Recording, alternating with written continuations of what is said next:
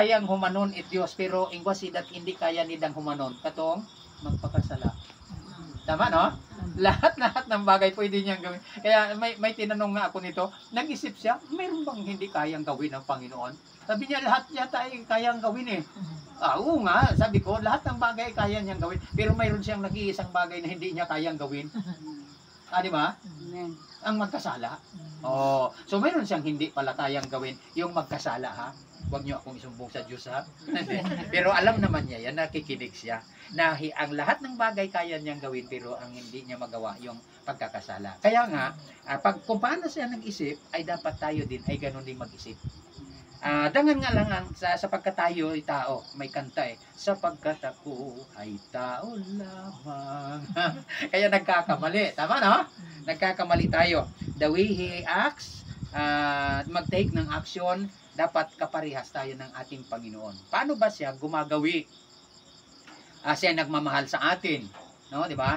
Ganon din sa tayo sa ating kapwa. Mahalin din natin. At saka kung paano nagpapakita ng nagpaparamdam at nagkakaroon ng pandama ang ating Panginoon. Marunong siyang magmahal, marunong siyang magalit kapag kamali, marunong din siyang magsimpatiya sa mga tao na mayroon pong mga problema. Alam niya. Di ba naalala ninyo na sa banal na kasulatan din sa John chapter 11, nang si Lazarus na kanyang kaibigan ay namatay. Si Lazarus kapatid ni Maria at ni Marta. Okay. Nung namatay si Lazarus, ano nangyari? Jesus wept. Yun ang pinakamahaba na bersikulo sa Biblia. John 11:35. Jesus wept. Tumangis si Jesus. Pinakamaiksi na bersikulo. Dalawang salita lang. At sa English, dalawang salita. Sa Tagalog, 3. Tumangis si Jesus. Sa English, Jesus wept. Marunong siyang may kakayanan siya na damhin kung ano ang nararamdaman ng tao. So nagbigay ako ng halimbawa ganun. Kaya mayroon tayong simpatiya.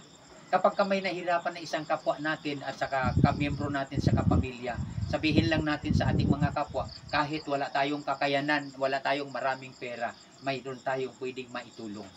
Di ba? Papadama natin ang prayers na napakalaking bagay. Ang prayers na napakalaking bagay. No, at saka kung mayroon kang maiabot-abot na bagay na kahit konti lang yan, malaking bagay yan sa harapan ng Panginoon.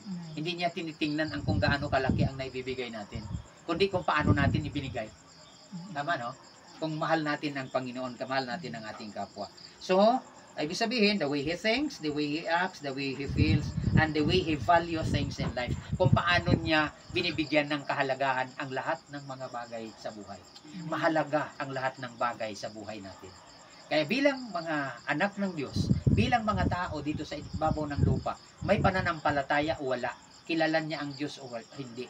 Galit siya sa Diyos o hindi. Ang totoo noon, ang sabi ng kasulatan, mahal ng ating Panginoon ang lahat, no? Pinahahalagahan niya kahit gaano pa kalaki ng kasalanan. Sa totoo lang, kaya tayong patayin ng Diyos dahil tayo ay makasalanan lahat, tama? At palitan niya, magpalit siya ng panibagong tao. Palitan natin yan si Tonton.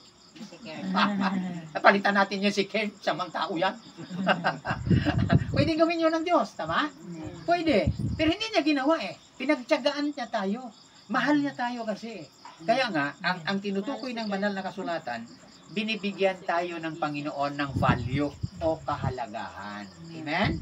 So, nagbigay lang ako ng halimbawa, ha? Hindi naman nangahulugan naman si Tonton ay masamang tao, no? Ibig sabihin, kumbaga, sa paningin ng Diyos, lahat tayo ay masama.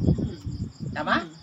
Makasalanan kasi. Pero salamat sa Diyos sapagkat kahit anong laki ng kasalanan natin, minahal tayo ng Panginoon.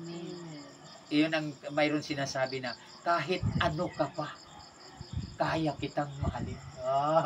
Diba?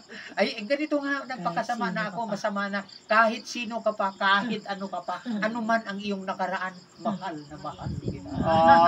Kabahol, walang taligaw.